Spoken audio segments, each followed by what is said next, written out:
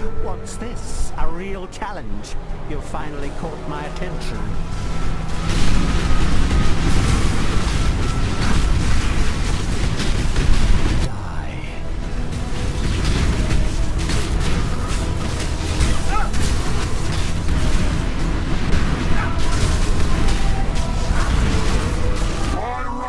What's the point?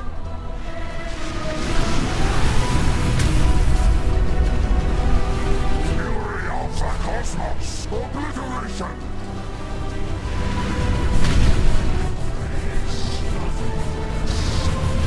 Creation itself! Fury of the cosmos!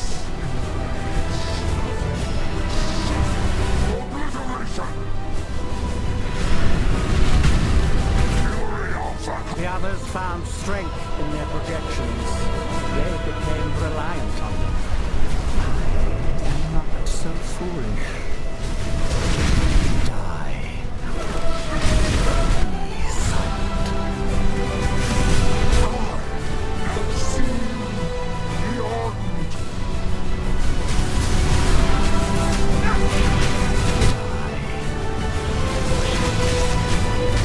Why run? What's the point?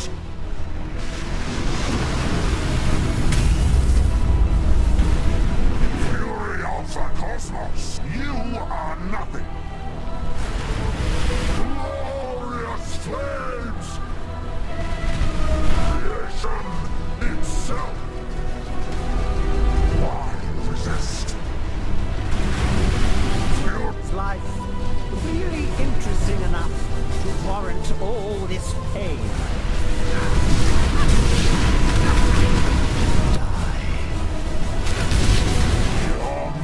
There is only horror.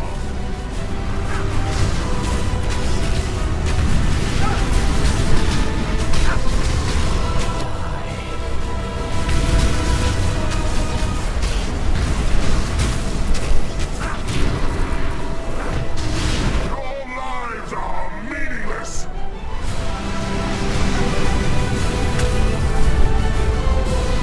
Glorious flames.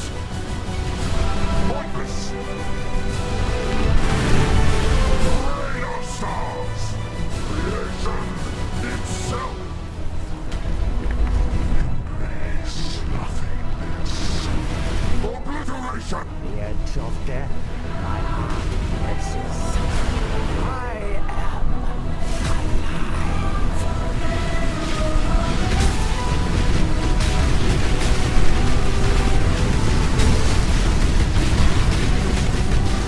I have seen beyond. Everlasting fire.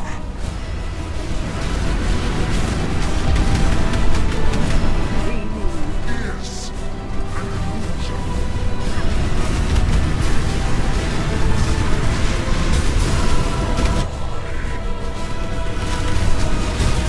Silent.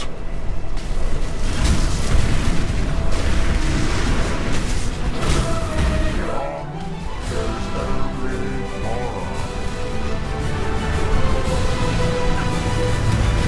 Everlasting fire.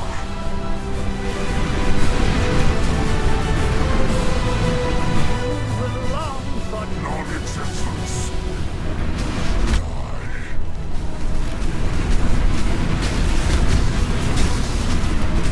Be silent.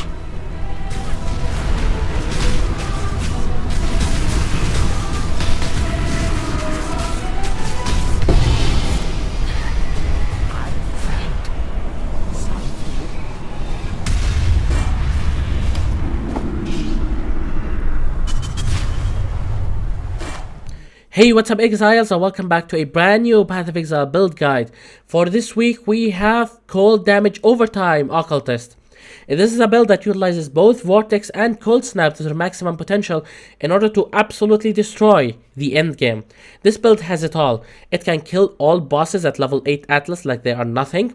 It can do Deep Delve. It can do fast mapping. It can sustain maps like of the highest possible difficulty, juiced up maps on the highest level atlas with all the objectives. It can do it fast and it won't die because it has very high survivability thanks to the occultist ascendancy.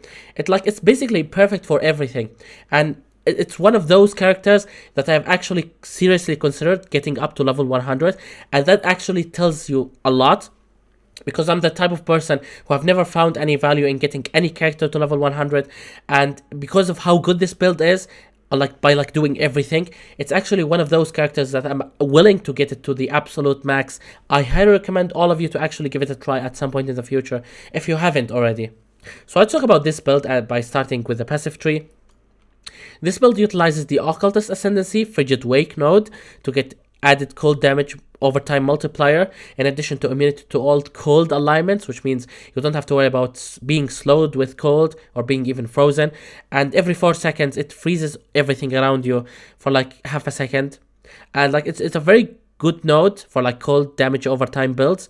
And this will be your first thing to go for, all the way by taking Void Beacon, which reduces nearby enemies' cold resistance, which further increases the cold damage they take from you overall.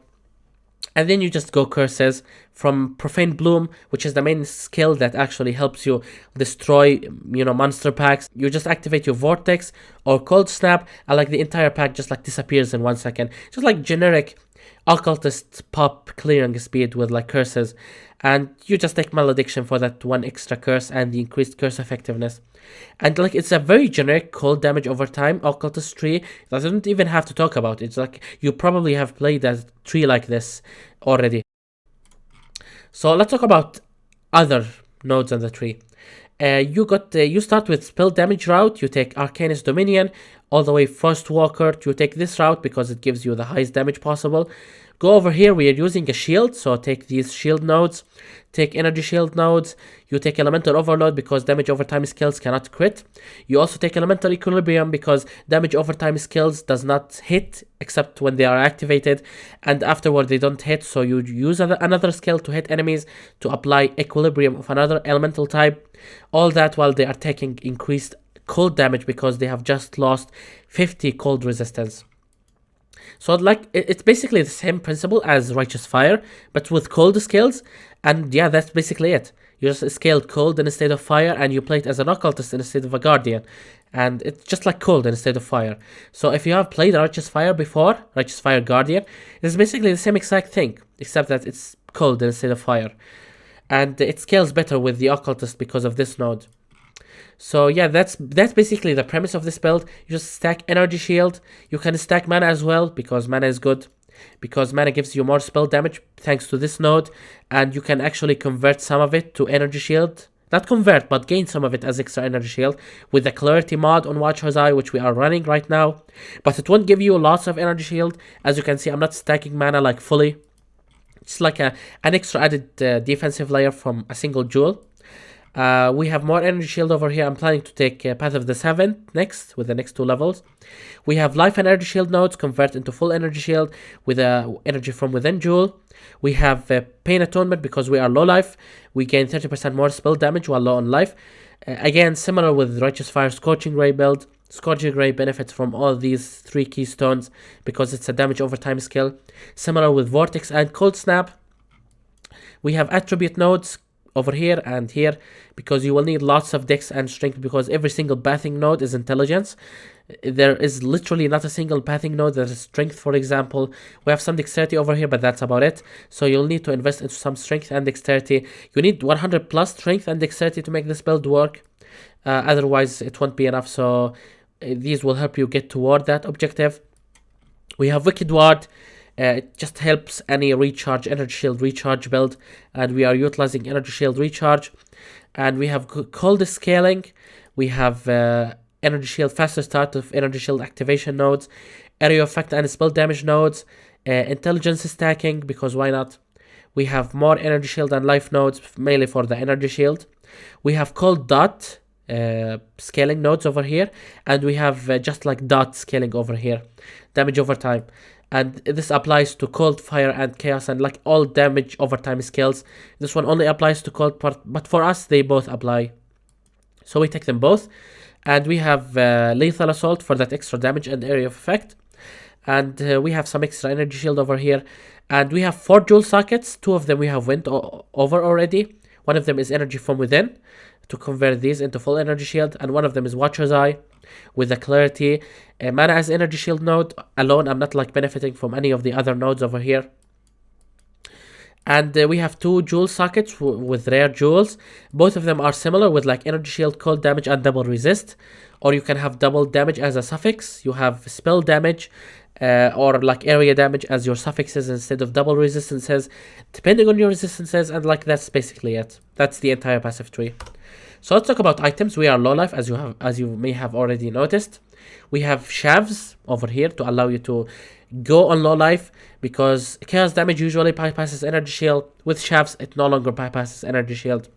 This will allow you to reserve your life with an extra aura, and we are doing that. But before we talk about aura setups, let's talk about our main double 5 link. Yes, this build is actually running a double 5 link instead of 1/6 link.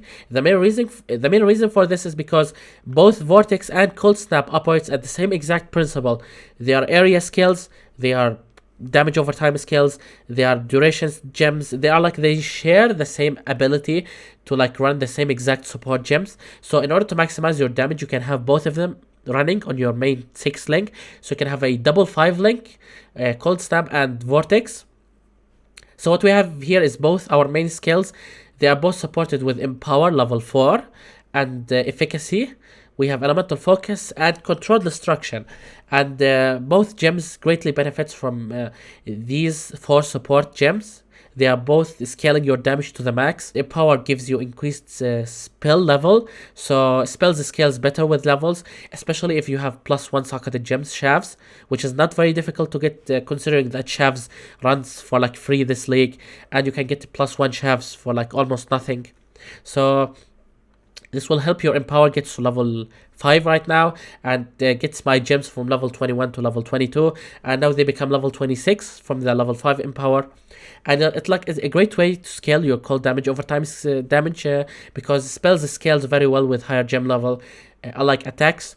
So we are running an Empower with +1 gems shafts. So yeah, that's basically the main double 5 link of the build.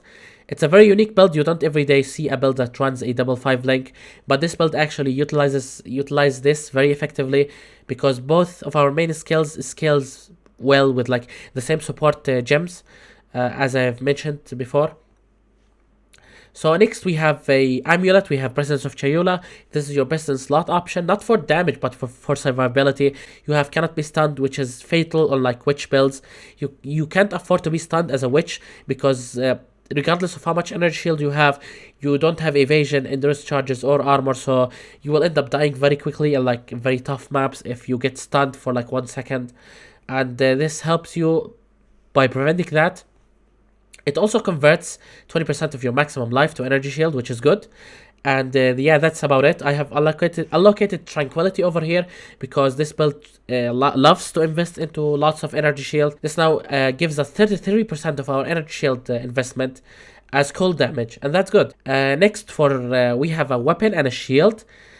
Shield because cold damage over time skills does not scale too much from dual wielding, so we try to go for a shield instead to be more tanky. Here I have a shield with as high energy shield as I can have, in addition to as many resistances as I can have as suffixes. This is basically how your shield should look like. You can have intelligence if you have sufficient resistances. For me, I started this build with this shield, so I have basically built my resistances around this shield as a complementary. So this shield is best in slot option for me.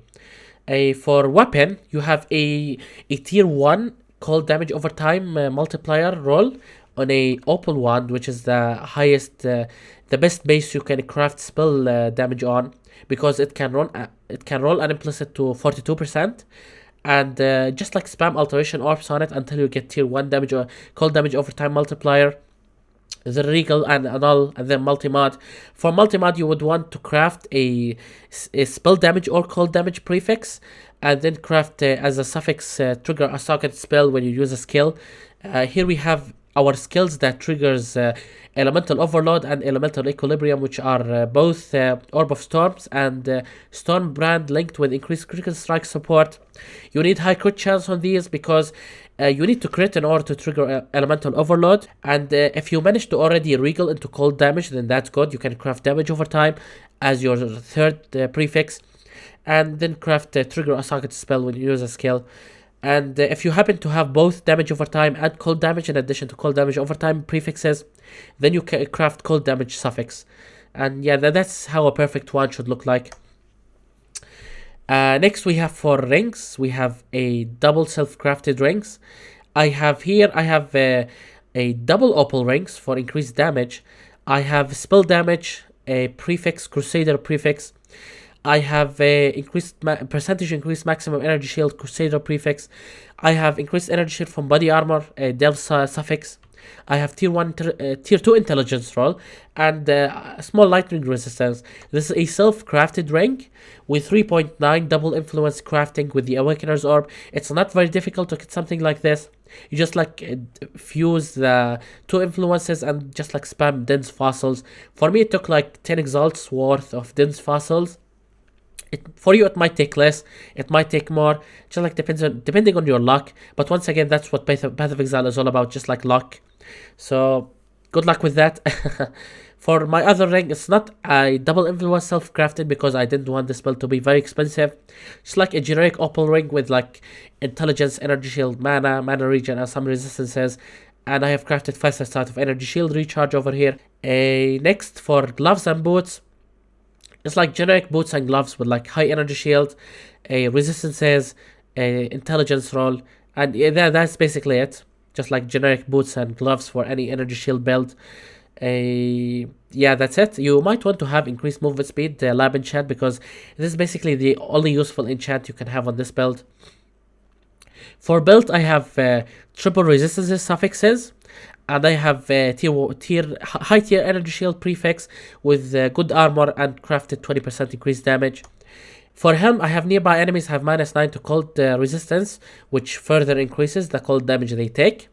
I have for the rest of the mods, I have just like have energy shield resistances. So like it ends up like your gloves and boots, but like it has a 1 delve craft, which you can get by spamming frigid fossils on your helm. That's the only way to spawn the -9 cold resistance to nearby enemies mod. Starting from there, you can just like go as high energy shield as you can possibly have. And yeah, that's it for your items. For gems, as I said, we have aside from our main double 5 link, we have a double curse aura setup. I have Temp Chain and Frostbite linked with Blasphemy support, which turn these curses into auras. And I have linked them with Enlighten support so that now I can have a little bit of mana left to cast my spells. For the remainder of my mana, I have used another level 3 Enlighten gem linked with Discipline and a Val Righteous Fire. Just like I activate this with the Val Cold Snap to absolutely destroys the map. It's like a cold version of Righteous Fire overall, with Cold Snap like rotating around you while you are moving, and Val Righteous Fire increasing your spell damage overall for its duration. It's like activating a cold version of Val Righteous Fire. It's just like very powerful for clearing 1/3 of the map in like 5 seconds. For our life aura setup, I have a third level 3 Enlighten linked with level 16 Blood Magic. It doesn't work with any Blood Magic lower than this. The reason why I have went with as low Blood Magic level as possible is because I don't have sufficient strength to sustain higher level Blood Magic support. So if you feel like your life isn't enough to sustain both Malevolence and Clarity, then you can go with a higher level Blood Magic if you have higher strength. A level 16 Blood Magic will require you to have 99 strength. The next level will have 102 strength, so only go for a higher level Blood Magic support if you have sufficient strength. But you don't need to if you have sufficient life, if you are high level enough. So here we have Blood Magic linked with Enlighten, Clarity, and Malevolence. This is your life aura setup. For gloves, I have a Flame Dash linked with faster casting, Arcane Surge support, and Portal. You need level 7 Arcane Surge in order to trigger Arcane Surge from your first cast and just basically maintain 100% uptime on Arcane Surge, because the mana required to trigger Arcane Surge is the same exact amount of mana required to cast Flame Dash when it's linked with Arcane Surge, and faster casting. And I have Portal over here to get inside and outside of maps very quickly. For our gems in our weapon, we have Stormbrand, Orb of Storms linked with increased critical strike support to maintain 100% uptime on Elemental Overload. We don't have to cast these manually. The craft will take care of these, as they will be triggered every time you use Vortex. As you can see, I have Orb of Storms over here, and you can have 100% uptime on Elemental Overload with the craft, which is trigger a socket spell when you use a skill. And that's it for gems. For flasks, I have Quicksilver Flask with immunity to curses.